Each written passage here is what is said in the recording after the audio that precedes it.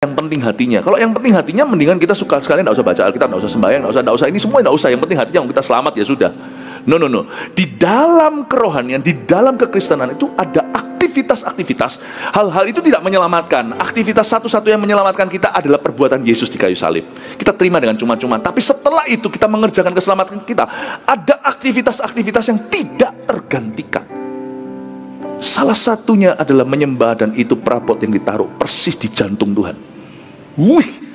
Itu ditaruh persis di depan gorden, tempat masuk ke ruang suci, yang membedakan, yang menjadi pemisah antara ruang suci dan ruang maha suci itu worship, my friend. Wow, itu bukan perbuatan amal sosial, bukan ministry melayani, bukan penginjilan, bahkan bukan mujizat, tapi penyembahan yang ditaruh Tuhan persis di situ. Transit terakhir orang sebelum dia masuk ke ruang maha suci, masuk ke hadirat Allah yang terdalam, sehingga umatnya mengalami perjumpaan dan perubahan. Itu worship. Merinding saya. Ada aktivitas yang tidak tergantikan. Makanya kalau saya bahas perabot terakhir yang berada persis di perbatasan antara ruang suci dan ruang maha suci, yaitu mezbah pembakaran ukupan, yang bicara tentang penyembahan. Meja pembakaran ukupan ini adalah the last furniture terakhir sebelum masuk ke ruang maha suci. Hanya boleh imam besar masuk setahun sekali. Dia persis berada di depannya gorden, yang nanti di zaman bait suci dirobek oleh kematian Yesus dari atas ke bawah. Allah keluar. Ceritanya, istilahnya. Ini yang disebut mezbah pembakaran ukupan, disebut altar of incense. Seperti kemenyan, tapi jangan disamakan dengan penyembahan berhala. Ini cara bangsa Israel dulu menyembah Tuhan itu dengan wangi-wangian. Aromaterapinya di dalam tabernakel Tuhan. Sekarang wangi-wangian itu bukan itu. Emangnya Tuhan cium parfum begitu? Sorga lebih wangi, dunia ini bau. Wangi-wangian sesungguhnya itu kehidupan kita dan penyembahan. Tapi sebelum kehidupan, saya mau bicara soal worship. Katakan worship. Penyembahan. Worship atau penyembahan itu orang bilang gaya hidup. Iya sih, tapi worship is worship loh. Sebelum worship atau penyembahan itu gaya hidup, penyembahan adalah penyembahan. Penyembahan itu begitu penting sampai jadi perintah Allah pertama. Jangan-jangan, awas-awasan, jangan ada mu Allah lain dan jangan sujud menyembah. Apa sih menyembah? Kan cuma nyanyi, kan cuma angkat tangan, kan cuma berlutut, proskuneo dan bersujud. Apa sih? Coba gak percaya? Kalau ada berhala, Anda sujud menyembah dan ngomong sama Tuhan, yang penting pokoknya hatinya. Aku ingat Yesus, Tuhan tetap cemburu. Jangan bangkitkan amarah. Penyembahan itu bukan hanya gaya hidup. Supaya Anda tahu, mezbah ukupan itu sungguhan ada. Menyembah itu sebuah tindakan. Penyembahan itu sebuah tindakan menyembah, dan itu gak boleh sembarangan. Gak boleh kita berkata yang penting hatinya. Dan Tuhan pentingkan itu loh. Ada kuasa dalam penyembahan. Waktu umat Tuhan menyembah, itu sesuatu terjadi. Perjanjian lama ada banyak cerita, termasuk seorang raja ketika mereka nyanyi, musuh itu saling membunuh. Otoritas Tuhan tiba-tiba, pembelaan segala. Waktu mereka memuji, waktu mereka bersorak-sorai, itu tembok runtuh Yeriko itu oleh sangkakala. Jangan kira penyembahan itu gaya hidup. Coba saya sekarang jelaskan, worship is worship. Sebelum worship itu sebuah lifestyle. Bahkan ada larangan, sekalipun hatimu untuk Tuhan, jangan sujud menyembah. Jangan sujud menyembah begini. Itu menyakiti hati Allah. Berarti kalau kita menyembah Allah, sekalipun hati kita, hidup kita belum membuktikannya, itu menyenangkan Tuhan. Jangan sampai kalau Anda jalan-jalan di mall ketemu mantan, cipika-cipiki, itu bisa marah si istri. Terus dia bilang, gak apa-apa kok, cuma teman. Gerak-gerik tubuh kita atau gestures dan bahasa tubuh, itu pengaruh. Gak apa-apa kok honey, gak apa-apa kok sayangku, aku mikir kamu. Mikir sih mikir, tapi kamu cium dia. Cium pipi dekat-dekat ke bibir lagi waktu menciumnya, pura-pura nyerempet ya. Jangan pernah kita katakan marriage is just a lifestyle. Tunjukkan gerak-gerik asmara kepada seorang yang bukan pasanganmu, apalagi di depan pasanganmu yang maha tahu, Tuhan cemburu. Worship itu gerak-gerik tubuh juga. Worship itu juga nyanyi. Worship itu juga the act of worship atau tindakan menyembah. Sebelum saya jelaskan tentang mezbah ukupan, supaya kita mengerti mengapa ditaruh Tuhan persis di center, di pusat gorden itu. Sebelum dibuka, dalamnya ada tabut perjanjian, dan Allah bertata di atas tutup pendamaian di tabut itu. Nanti saya bahas di kebaktian berikutnya. Jangan pernah berikan worshipmu kepada Allah lain selain Tuhan. Sekalipun hatimu milik Yesus, don't ever do that. Dan jangan pernah kita itu luput worship, anggap itu gak perlu. Yang penting hatinya, yang penting pokoknya kan perbuatannya, ya kan? Yang penting perbuatannya.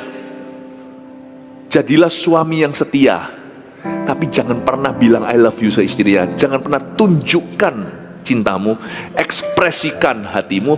Jangan pernah cium istrimu, jangan pernah peluk dia, jangan pernah jamah. Istri Anda akan protes, aku tahu kamu sayang sama aku, tapi kamu gak pernah tunjukkan. Tetap retak tuh pernikahan. Tanpa menyembah, retaklah kekristenan. Mezbah ukupan itu penting, bukan main pentingnya. Sedikit info ya, api daripada mezbah ukupan kan perlu bakar kemenyan zaman perjanjian lama tuh. Jangan dibakar sekarang, kita nggak perlu yang gituan.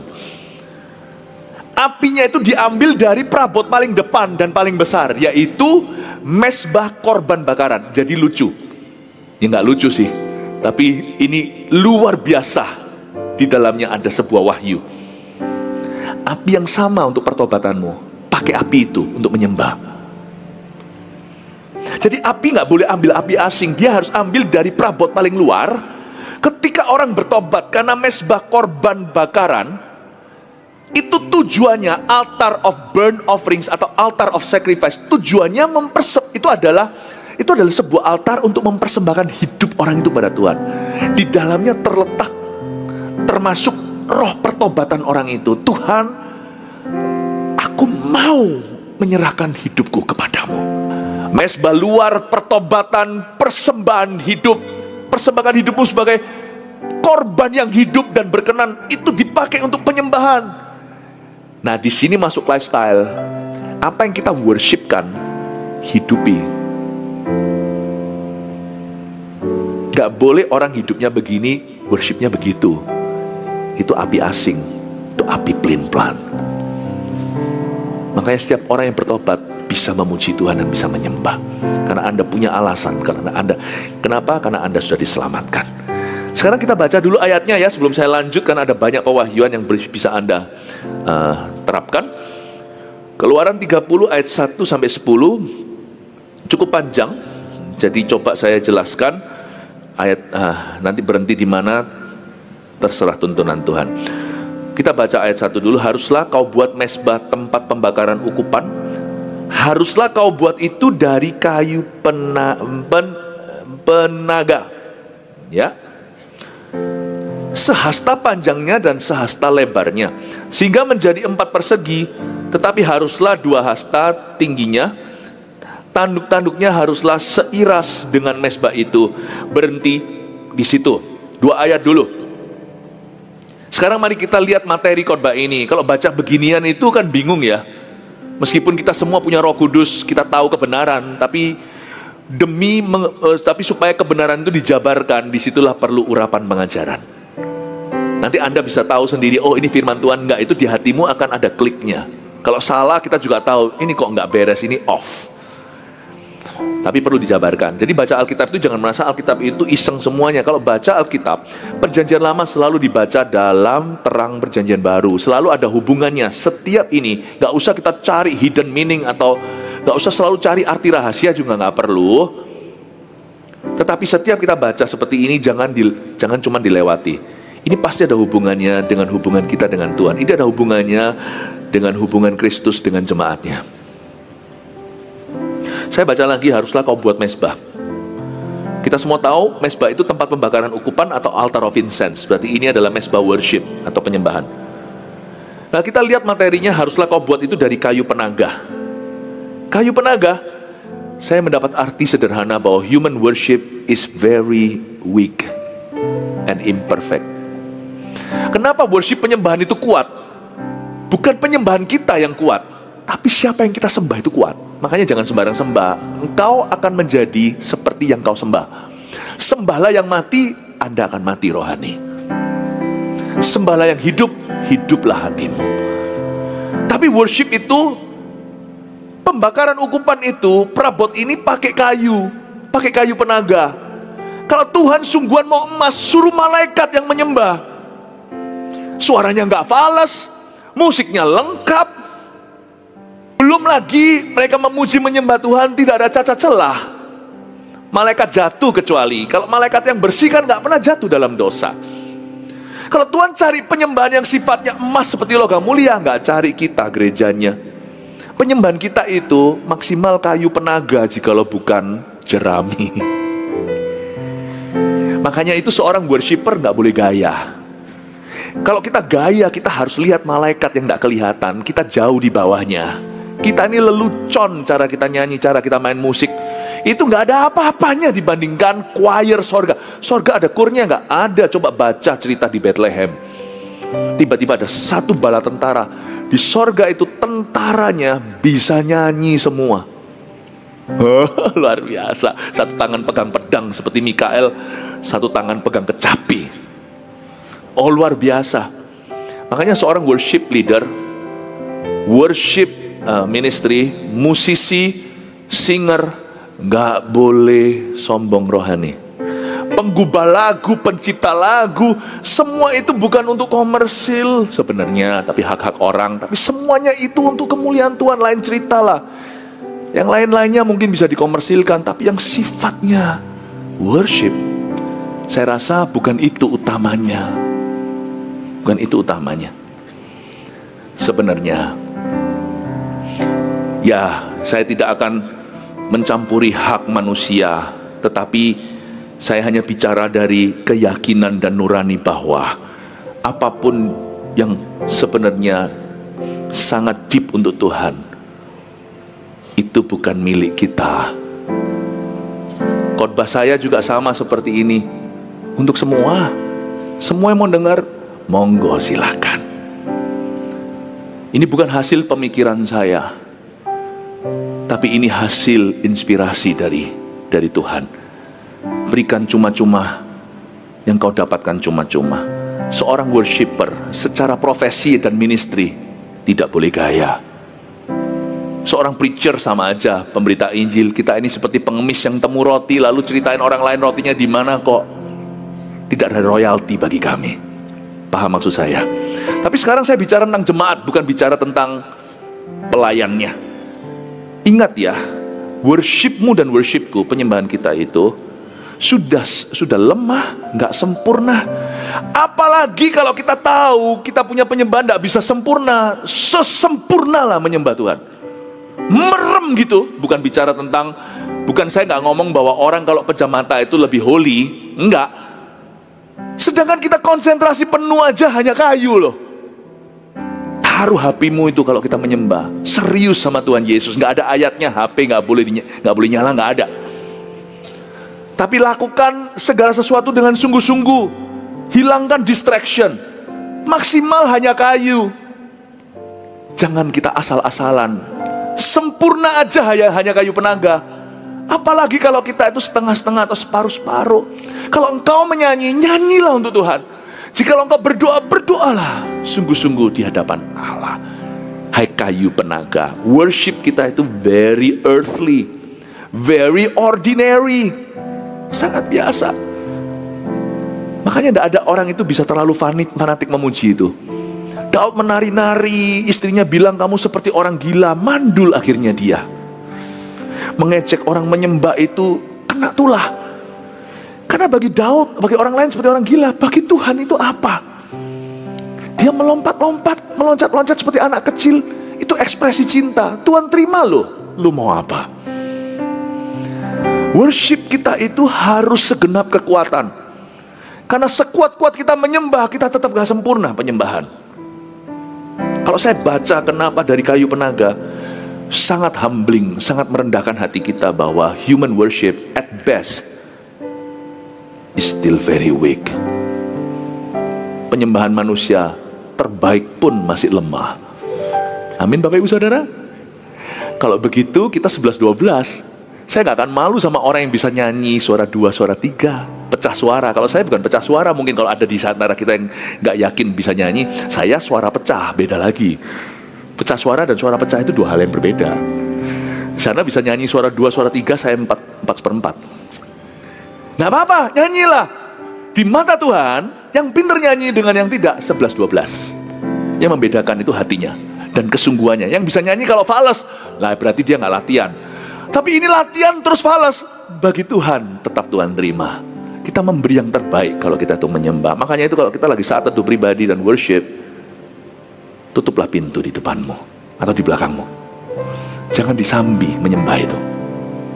Kalau memang Anda mau menyembah, mendingan 5 menit sembah sungguh-sungguh daripada 15 menit tapi toleh ke kanan kiri sambil cek-cek HP. Saran saya, mendingan 5 menit kasih Tuhan, tapi Anda miliknya sepenuhnya di waktu itu. Atau 15 menit, bagi-bagi ya Tuhan, aku dengan dunia. Jangan. Dan juga jangan biasakan skip worship di gereja langsung ke firman. Jangan. Hatimu tidak akan gembur. Logos yang kena ke hati sebentar lagi seperti biji yang dicuri. Yang salah bukanlah jenis benihnya. Yang salah bukanlah kualitas daripada bijinya atau kualitasnya. Bijinya bisa ilahi, jatuh ke hati, dicuri sama burung iblis. Karena Alkitab berkata hatimu seperti aspal. Orang kalau menyembah itu jangan di skip. Banyak orang saya tahu karena saya dulu sekolah di luar negeri, ke gereja pertama saya lahir baru ya di sana. Saya tahu paling kasihan. Ya waktu itu ya saya lihat orang itu datangnya itu pas firman, mulai duduk itu pas firman. Loh, firmannya nggak ada salahnya. Sekalipun yang berkhotbah bisa Rasul Paulus sendiri atau Rasul Petrus, percuma. Benihnya itu nggak bisa lebih diurapi. Benihnya nggak bisa lebih heran. Benihnya nggak bisa lebih ilahi. Hati kayumu itu bukan penaga, tapi kayunya menjadi kayu yang keras dan menentang firman Allah. Percuma apapun ditabur situ, tidak tumbuh. Makanya tidak boleh skip menyembah. Datang ibadah itu harus siap hati. Datang itu early. Seperti ketemu pejabat, nggak mungkin kan kita telat. Masa misalkan ada menteri datang, kita biarkan dia tunggu, mana tuan rumahnya? Nggak ada. Tuhan kan bertahta di atas pujian umatnya. Berarti kan Tuhan izinkan kita jadi tuan rumah, sekalipun Allah memiliki segalanya. Ketika kita menyembah, kita tuh diizinkan jadi tuan rumahnya Tuhan. Datang early. Nggak lucu kan? Pejabat datang, lu mana tuan rumahnya? Sorry, traffic. Lu kalau kita tahu traffic ya kita harus datang lebih early dong, pagi dong. Menyembah itu sikap hati yang kita tunjukkan, how we honor God. Gereja setiap minggu datang itu covenant dengan Tuhan, itu perjanjian. Itu bukan membership loh, covenant. Setiap kita datang itu kita menunjukkan pada Tuhan, today I will honor you among your people. Hari ini aku akan menghargai, menghormatimu bersama dengan umatmu. Aku bisa hargaimu di kamar. Tapi itulah bedanya gereja dengan kehidupan privat. Yang itu sudah aku lakukan Senin Sabtu, ceritanya gitu. Kalau gereja ibadahnya Anda dalam minggu kebaktian berapa, nggak fanatik sih harus kebaktian berapa. Tapi alangkah baiknya orang itu punya patron. Misalnya kalau olahraganya mut-mutan, nggak akan olahraga. Tapi kalau olahraganya saya adalah Selasa dan Kamis, saya nge-gym. Biasanya kan bolong bisa ganti Rabu atau Sabtu atau Jumat. Alangkah baiknya kita tuh punya pakem, kita tuh punya standar, kita tuh punya patokan. Punya patokan aja bisa berubah, mesti fleksibel jadi orang. Apalagi orang yang nge-flow, nggak akan pernah nge-gym, nggak akan pernah olahraga, nggak akan pernah renang. Betul kan? Waktu kita datang ini yang membedakan kehidupan privat dengan kehidupan menyembah secara korporat. Yaitu aku hari ini datang bersama dengan umatmu untuk menghargai Tuhan dan menghargai umat Allah. Aku datang untuk menghargai nabi, rasul, gembala, penginjil, dan pengajar. Penginjil pengajarnya juga sama. Kita mempersiapkan diri untuk menghargai jemaat. Kita tidak asal-asalan loh firman, puji-pujian, penyembahan, latihan. Itu kan tujuannya untuk menghargai Tuhan. Kalau menghargai Tuhan aja bisa di kamar. Menghargai Tuhan dan menghargai jemaat. Menghargai karunia-karunia yang ada di dalam tubuh Kristus. Karena waktu kita menyembah itu terjadi banyak tular-menular. urapan Tuhan ke kiri dan ke kanan. Makanya kalau kita menyembah bersama, kita jadi mirip secara rohani dengan sesama orang yang menyembah Tuhan, dengan sesama yang menyembah Tuhan bersama dengan kita. Ada sebuah pengurapan. Orang yang lemah akan diangkat. Penyembahan itu jauh lebih kompleks. Dikira orang vertikal. Penyembahan itu sekalipun tujuannya adalah Allah di atas, tetapi penyembahan itu efeknya horizontal. Ini yang membedakan penyembahan di rumah dengan di gereja. We want to honor God with His people. Umat dengan umatnya. Makanya ada satu juga pemazmur yang berkata seperti ini. Daud berkata begini, demikian. Aku ingat hari-hari ketika aku lari di depan umatmu, melaju masuk ke dalam hadiratmu, dan bersuka cita. Jadi luar biasa. Bapak ibu saudara, kita harus mengerti bahwa penyembahan kita at best cuman kayu penaga. Kita harus komitmen dalam menyembah. Menyembah itu sebuah action, sebuah tindakan yang sangat penting sampai dijadikan 10 perintah Allah yang wahid nomor 1. Juara 1 dan runner up 10 perintah Allah itu ini. Jangan ada padamu Allah lain. Jangan sujud menyembah. Worship right. Nyembahlah dengan benar. Wow, ternyata itu matter to God. Nggak bisa yang penting hatinya. Kalau yang penting hatinya, mendingan kita suka sekali nggak usah baca Alkitab, nggak usah sembahyang, nggak usah ini semua, nggak usah. Yang penting hatinya, kita selamat ya sudah. No. Di dalam kerohanian, di dalam kekristenan itu ada aktivitas-aktivitas. Hal-hal itu tidak menyelamatkan. Aktivitas satu-satu yang menyelamatkan kita adalah perbuatan Yesus di kayu salib. Kita terima dengan cuma-cuma. Tapi setelah itu kita mengerjakan keselamatan kita, ada aktivitas-aktivitas yang tidak tergantikan. Salah satunya adalah menyembah, dan itu perabot yang ditaruh persis di jantung Tuhan. Wih, itu ditaruh persis di depan gorden, tempat masuk ke ruang suci yang membedakan, yang menjadi pemisah antara ruang suci dan ruang maha suci itu worship, my friend. Wow, itu bukan perbuatan amal sosial, bukan ministry melayani, bukan penginjilan bahkan, bukan mujizat, tapi penyembahan yang ditaruh Tuhan persis di situ. Transit terakhir orang sebelum dia masuk ke ruang maha suci, masuk ke hadirat Allah yang terdalam, sehingga umatnya mengalami perjumpaan dan perubahan. Itu worship. Merinding saya. Ada aktivitas yang tidak tergantikan. Makanya kalau saya tidak jelaskan hal-hal seperti ini, kalau saya cuma memberikan hal-hal simple aja, karena khotbah tidak bisa seputar hanyalah apa yang relevan di hidup kita. Karena ada hal-hal yang tidak relevan, karena nggak kelihatan di mata, tapi itu kritis sekali. It's very critical di dalam kehidupan iman kita. Menyembah, supaya kita mengerti bahwa menyembah itu jantungnya Allah. Apa perbedaan Maria dan Marta? Marta, dua-dua cinta Tuhan, tapi yang satunya ngerti gimana memperlakukan Tuhan. Saya nggak berkata bahwa Tuhan bisa dimanipulasi, tetapi hubungan itu adalah hubungan. Hubungan itu punya efek yang tidak bisa dijelaskan. Marta kalau lihat Lazarus mati kan dua-dua adalah sisternya. Dua-dua ini kan saudara perempuannya Lazarus yang meninggal dunia. Coba Anda baca ya, itu plek jiplak. Waktu Marta datang dulu, Marta yang notabene jarang untuk memperlakukan Yesus dengan, selain dia melayani, tapi bukan menyenangkan Tuhan, tapi melayani apa yang dia rasa Tuhan butuhkan. Nah ini juga baik, tetapi pada waktu Lazarus mati meninggal dunia, Marta datang kepada Tuhan Yesus dan berkata, Tuhan, jikalau Engkau ada di sini, adik saudaraku tidak akan mati. Tuhan malah ngomong sama dia, dialog. Jadi dialog, karena mereka nggak deket. Jadi kedekatan itu ada. Kedekatan, mereka memang nggak dekat. Dekat sih dekat, maksudnya Tuhan itu peduli. Ini orang yang sibuk sekali untuk dia, jadi Tuhan itu menghargai. Tuhan itu bukannya nggak cengli, atau Tuhan itu nggak pernah menghargai jeripaya orang, itu nggak. Tapi kedekatan itu lain ya. Kedekatan kayak pacaran ya, lain gitu loh. Coba lihat kalau suami istri itu mesra, banyak sekali kesalahan-kesalahan kecil diabaikan karena kasih menutupi segala sesuatu. Coba kalau mereka renggang, jarang komunikasi, udah nggak pernah kencan, ya kan, juga nggak pernah lagi bersentuhan, gitu aja. 2 minggu, 3 minggu, coba lihat, berantem perkara kecil jadi besar. Nah Marta datang dan berkata, Tuhan, kalau Engkau ada di sini tadi, saudaraku nggak mati. Tuhan malah ngomong sama dia, dia akan bangkit. Aku tahu suatu hari akan bangkit. Malah dialog mereka. Bukan, akulah kebangkitan. Lewat, Marta lewat. Coba lihat Maria, persis coba itu lihat di kitab Injil. Tuhan, kalau Engkau dari sini, saudaraku akan hidup. Dan Yesus nangis. Efeknya lain. Yang satu diajak dialog sama Tuhan, enggak, begini. Yang satu lagi, nasigo. Bedanya cuma di situ sih. Saya tidak berkata bahwa Tuhan bisa dimanipulasi, tapi saya selalu biasakan untuk menyenangkan Tuhan dulu lewat penyembahan. Saya belajar mendekat dulu sebelum saya minta. Agak beda sih ya. Orang yang dekat sama Anda minta itu susah nolak. Saya nggak berkata Tuhan bisa dimanipulasi, sekali lagi. Tapi kedekatan itu ada.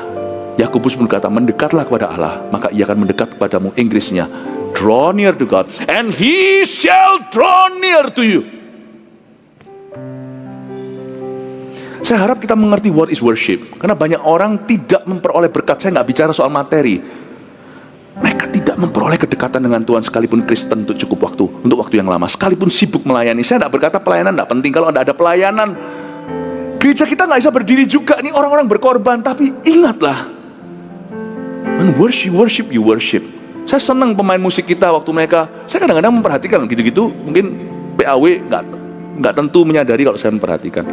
Ada yang main gitar itu, tapi nyembah. You may do ministry, but your heart must continue to worship. Asher juga sama, waktu kita bawa orang ke sini dan segalanya, waktu nyembah, meskipun tidak perlu tutup mata, karena kita harus arahkan orang ke kursi.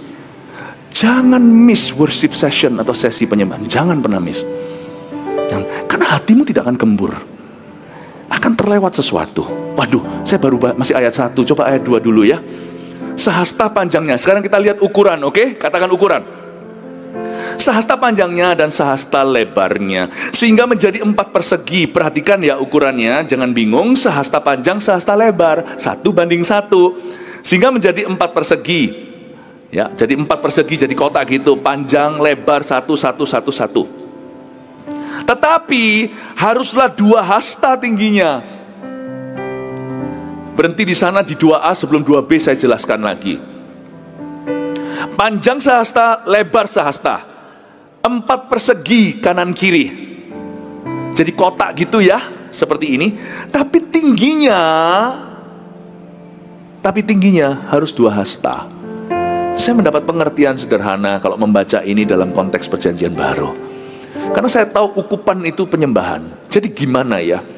Artinya simple saja. Ini tafsiran tapi saya percaya jadi rema. Sehasta panjang, sehasta lebar, 2 hasta tingginya tapinya. Worship itu boleh biasa, tapi kalau dinaikkan dengan hati yang berapi-api, karena ukupan itu pakai api. Dan kalau dinaikkan dari hati yang tulus, kelihatannya biasa, cuman sehasta demi sehasta. Ini gak terlalu besar. Kalau Anda baca perabot lain itu gede-gede. Mesbah korban bakaran itu 5 hasta banding 5 hasta. Ini 1:1, 4 persegi. Worship ordinary, sekalipun nyanyinya biasa segalanya, kalau hati berapi-api, kalau hatinya sungguh-sungguh, apinya nggak palsu, api pertobatan ya api penyembahan. Kalau dinaikkan dengan tulus hati dan dan tulus hati kita menyembah Yesus. Worship itu keindahannya pada tingginya. Tingginya 2 hasta. Lupakan lebar panjangnya cuman sehasta dan sehasta. Worship goes up. The simplest worship, penyembahan yang paling sederhana, itu lonjong saudara. Kayaknya biasa, sini biasa, apapun deh yang kau rasakan atau tidak rasakan waktu menyembah. Kita tahu penyembahan kita itu tinggi dan naik ke atas. Worship kita itu earthly, sangat ordinary, sangat biasa. Tetapi it goes heavenward. Worship is actually heavenly. Penyembahan itu sebenarnya sorgawi. Itu satu elemen dalam hadirat Allah yang tidak tergantikan. Itu persis ada di depan gordennya. Coba sekarang kita lihat ya, ayat 2b. Bukan hanya tingginya 2 hasta, tanduk-tanduknya harus seiras dengan mesbah itu. Luar biasa loh. Dalam penyembahan ada otoritas. Tanduk itu kan bukan tanduk setan. Ini kan tanduk melambangkan otoritas orang benar. When you worship, your authority is being established. Makanya orang yang menyembah itu kenapa ya kuat rohaninya? Kenapa dia bisa melakukan kehendak Allah? Lebih mudah daripada orang yang cuma teori belaka. Lu baca Alkitab, saya baca Alkitab. Sebelum ini tadi kebaktian, saya bicara tentang isi firman. Isi hati kita dengan firman. Tapi kalau kita kira kita hanya dengan belajar-belajar, kita nggak mau nyembah. Aku bukan tipe begitu. Apapun yang kau baca tidak akan berakhir menjadi tanduk mesbah. You don't have authority over your flesh. You only have knowledge. Cuman punya pengetahuan, tidak punya otoritas terhadap kedagingan. Worship itu menundukkan hati kita. Tanduk-tanduk di mesbah itu harus seiras dengan mesbah. Kata seiras tahu pahami apa ya? Seiras itu bukan selaras. Seiras itu artinya bahannya sama. Dengan bahan yang sama kau menyembah. Bahan itu Tuhan pakai itu menjadi otoritas kemenanganmu. Merinding saya. Seiras itu artinya mesbah itu dan tanduknya sama-sama dari kayu penaga. Dari satu balok kayu, kalau perlu dari satu terang atau dari satu pohon yang sama, tidak dari pohon yang berbeda. Worshipmu akan menjadi otoritasmu. Kaget saya. Dalam menyembah saya agungkan dan elukan kebesaran Tuhan. Saya mau lihat kebesaran Tuhan dalam kehidupan dan perjalanan hidup saya. Kok bisa begini? Ini bukan gagah perkasaku. Dalam memuji menyembah, Anda itu sedang mengeluh-elukan kekuatan Tuhan. Tiba-tiba Anda alami apapun, belum ada mujizat terjadi, Anda tabah. Dari mana aku ini orang yang mudah menyerah? Tiba-tiba Anda berubah. Seiras itu materinya sama. Your worship, penyembahanmu akan menjadi cerita hidupmu.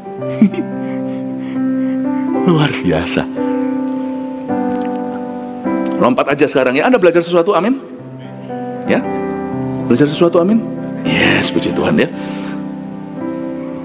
Ayat 4 aja. Haruslah kau buat 2 gelang emas untuk mesbah itu di bawah bingkainya. Pada kedua rusuknya haruslah kau buat gelang itu pada kedua bidang sisinya. Dan haruslah gelang itu menjadi tempat memasukkan kayu pengusung, supaya dengan itu mesbah dapat diangkut. Mesbah dapat diangkut, katakan mesbah dapat diangkut. Jadi penyembahan itu bisa kita bawa. Puji Tuhan gereja kita ada album-album, jadi kita tidak kehabisan lagu. Mesbah itu dibawa. Karena mesbah ukupan ini dan semua perabotan di tabernakel itu semuanya portable, mobile atau bisa diangkut. Salah satu mesbah yang harus diangkut kemanapun pergi, di musim apapun, ke tempat mana Tuhan utus kita. Kita pergi di mana, kemana atau di mana berada. Mesbah itu diangkut, supaya dengan itu mesbah diangkut. Ada gelang-gelangnya, ada kayu diangkut oleh orang Lewi. Berarti menyembah bukan hanya di gereja. Di gereja kita diajari bawa pergi. Ada sesuatu yang Anda bawa pulang waktu menyembah Tuhan di sini. The spirit of worship. Roh menyembah. Saya tidak mau kehilangan sesi. Saya masih ingat suatu hari dulu. Saya tadi ada cerita cara saya berdoa kalau saya sedang berpergian waktu anak masih kecil. Mereka semua sekamar. Bukannya saya tidak mau pesan kamar sebelahnya, tapi kamar lagi. Tapi mereka nggak berani tidur sendirian waktu masih kecil. Jadi waktu kalau kami bepergian, mereka tinggal sekamar. Jadi saya nggak punya tempat ruang saat teduh pribadi. Jadi WC pilihanku satu-satunya. Kalau saya di luar, saya nyembah, anak-anak mau nonton TV nggak fair, lagi liburan. Mereka tidur, baru saya free. Kalau tidur saya nyembah, bangun mereka. Jadi saya masuk ke WC. Suatu hari saya ke WC, kamar itu ternyata mau dipindah. Nah keluarga saya tidak mau ganggu saya. Kalau saya nyembah ada suara, nyembah worship, nyanyi gitu. Nah waktu saya nyanyi nyembah gitu, itu belum zamannya Bluetooth. Jadi just my tooth ya, jadi bukan ada gigi biru, cuman gigiku yang nyanyi, ya kan? Saya menyanyi, nyembah. Saya nggak tahu nyembahnya. Mereka itu mau ringkes dulu bareng, nggak tahu kenapa something wrong dengan kamar, harus dipindah ke kamar sebelah. Waktu ringkes itu terakhir, keluarga saya mau angkut saya, nggak mau ganggu dulu. Daddy lagi doa di WC. Dan saya nggak tahu ternyata orang-orang hotel udah datang untuk pindah-pindahin bantu barang. Saya keluar itu agak malu loh. Waktu saya buka pintu, saya diketok, Dad, gitu ya. Ayo kita pindah. Kenapa pindah? Saya buka pintu, kan tadi saya sudah nyanyi keras-keras. Di dalam sana ada orang hotel yang bantu. Kan saya malu. Kalau saya nyembah Tuhan, ada keluarga nggak apa-apa, mereka tahu saya apa adanya. Saya nyanyi itu sambil nangis-nangis ya. Ya kan? Ku angkat hatiku, nyanyi ku pandang kekudusanmu. Saya nggak tahu mereka itu nanti kira saya gila atau apa. Mereka bukan orang Kristen ya kan? Apalagi itu bukan di Indonesia. Di Indonesia nggak ya? Pokoknya mereka bukan anak Tuhan. Waktu saya mau malu gitu tuh Roh Kudus berkata, kenapa kamu malu? Oh iya ya, penyembahanmu itu justru memberkati mereka. Mereka lihat saya, Pak, oh iya, bukan Indonesia yang manggil saya Pak kok. Pak, kita pindah kamar ya segalanya. Kayak rasa sungkan gitu. Saya rasa, iya ya, mesbah saya itu saya angkut ke WC. Untung mesbah ukupan itu bisa kita bawa. Mau pergi, mau liburan, jangan lupa menyembah Tuhan. Kalau keluarga belum bangun, takut bangunin mereka gimana, pergilah, menyingkirlah. Atau kalau nanti takut setelah bangun Anda sibuk, ya bangunlah lebih pagi. Worship Tuhan itu harus jadi prioritas atau priority. Saya berdoa, kita bukan dikasih fasilitas bagus. Saya berdoa lebih dari itu, supaya semua jemaat yang kami pimpin, 21.000 Surabaya aja ya, 21.526 murid, 20.000 plus yang hadir setiap kebaktian, setiap minggu. Saya berdoa, kita bukanlah dihiasi oleh fasilitas. Indahnya gereja kita bukan fasilitasnya, tapi rohnya jemaat yang suka menyembah. Itu cepat aja lalu saya selesai. Lompat ayat 6. Haruslah kau taruh tempat pembakaran itu di depan tabir penutup tabut hukum, di depan tutup pendamaian yang ada di atas loh hukum. Saya jelaskan nanti. Tabut perjanjian di dalamnya ada 3 artikel, di mana aku akan bertemu dengan engkau. Penyembahan adalah tempat pertemuan dengan Tuhan. Tuhan itu bertahta di atas pujian umatnya, dan Tuhan bertata di atas tabut perjanjian. Saya kasih bocoran, tabut perjanjian itu tutupnya namanya tutup perdamaian, tutup pendamaian. Kita itu bisa menyembah. Semua kita itu tidak perlu pintar nyanyi. Worship itu pilihan hati. Menyembah itu adalah komitmen dan prioritas hati kita. Kita bisa menyembah karena kita semua orang-orang yang sudah didamaikan dengan Allah. Dan waktu kita menyembah, di mana aku akan bertemu dengan engkau, kita akan ketemu Tuhan. Lihat ya, di dalam tabut perjanjian itu, persis setelah lewat ukupan, mesbah ukupan, langsung ketemu satu tabut dengan malaikat sayapnya yang menutupi atasnya. Di dalamnya ada 3 artikel, saya kasih bocoran. Ada loh-loh batu, ada tongkat Harun yang bertunas, dan juga ada 1 guci isinya mana, makanan bangsa Israel secara supranatural di padang gurun. Nah, sekarang saya kasih rangkumannya, 3 poin summary.